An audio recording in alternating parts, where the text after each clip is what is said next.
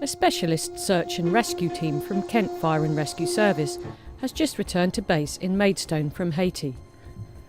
6 staff spent a week there, involved in the international rescue effort, looking for survivors of a catastrophic earthquake which took place on the 12th of January and has killed and injured thousands of people.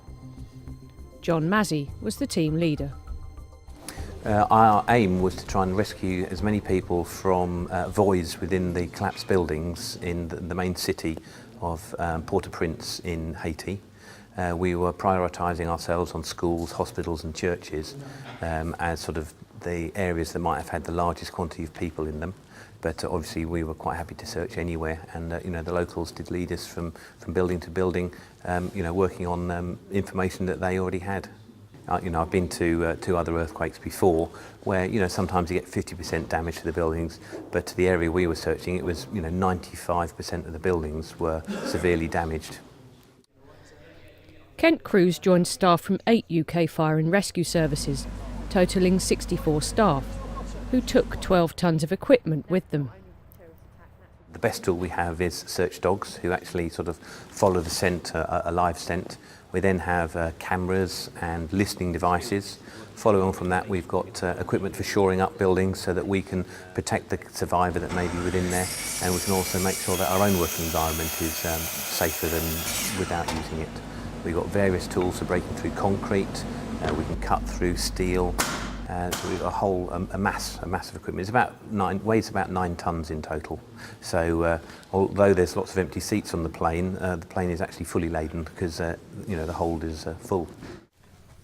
During their time in Haiti, the UK team rescued 4 people.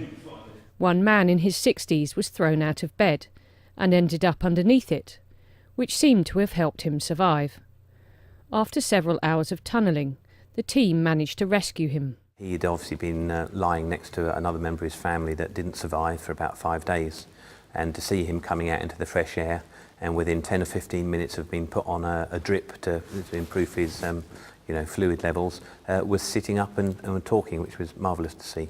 We were also involved when we worked out of the town slightly in sorting out the air evacuation of some seriously injured people, because obviously as soon as you move into a town you become the focal point for a while.